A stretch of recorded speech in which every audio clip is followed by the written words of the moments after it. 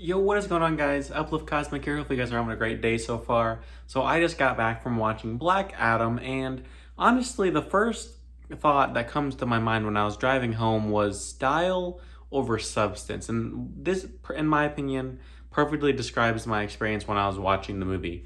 Now, for what I mean by this is I feel like Black Adam itself is a really nice looking movie. Like, it's definitely a blockbuster where you eat popcorn and you have a decent time when looking at all the spectacle and all that good stuff. But what I mean by substance is like you don't really care about really any of the characters. I mean, you like Black Adam, you kind of get, a little substance with him.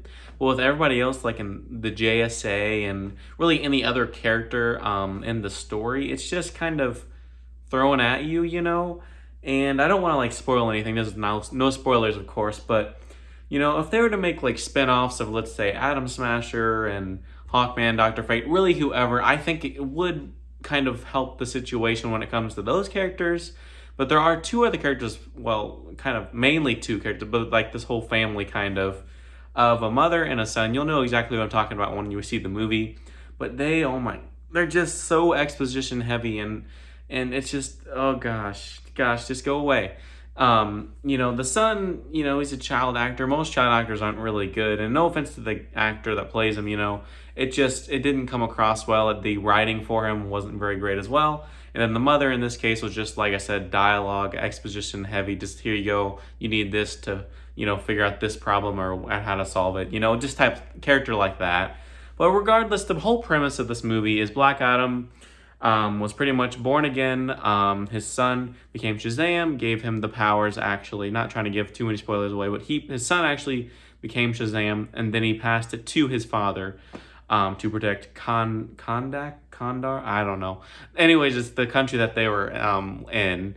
And anyways, regardless, that's really the only plot thing you really need to know. They have a crown that they're going after, pretty much gives you like powers and whatnot, Then you have your villain, it's an ancestor of one of the gods, and of course, so a slight spoiler there, but it doesn't really matter. But regardless, though, the plot, like I said, it's very tacked on, meaning like things just get thrown in there, like this, that, and you just like, oh, okay, It's just one of those things, like, it's like, I don't really care.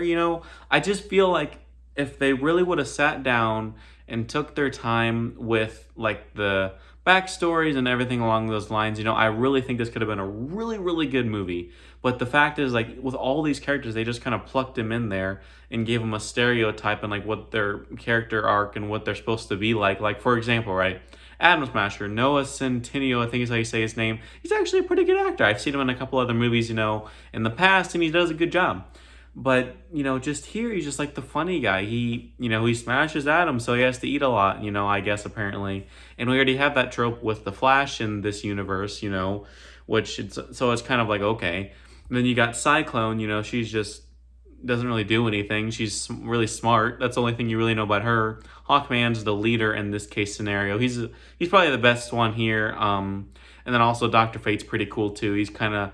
of course, I know he was made first, but he's like the Doctor Strange in this case scenario. But he's pretty neat to look at. But I feel like some of the CGI as well was a little bit wonky. I've heard people talk about saying this was kind of like an early 2000s movie. I don't necessarily agree with that, but I know what they mean by it.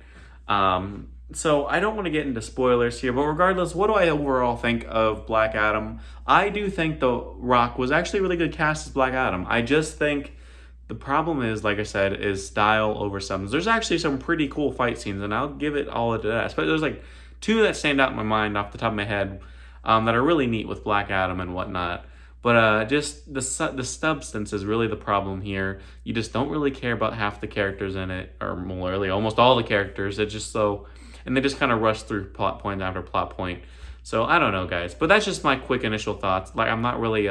I don't want to get into crazy spoiler reviews. I just want to give you my initial thought, because if I think too much about it, then I don't really want to make the video. So I want to make this video because it's just my genuine thoughts, and if you should see the movie or not. If you want to see some blockbuster action, this would be a good time for you to watch. A good movie for you to watch. But if you're looking for, crazy depth in the characters and emotional, heaviness and whatnot, this is probably not going to work for you. So I don't know. What would I give this movie? I'm gonna say I'm gonna give this like a 6 out of 10. It's not horrible, but it's not amazing either. It just depends what you're going for. If you're thinking of, emotion and depth and what, I give it like a 3 or 4. When it comes to action and stuff, I'd give it maybe like a, I don't know, 7.5 or something. It was pretty decent for like a solo movie or whatnot. So anyways though guys, that's kind of my quick initial thoughts. Let me know what you guys think about it in the comments below, and hope you guys have a great rest of your day. Peace out.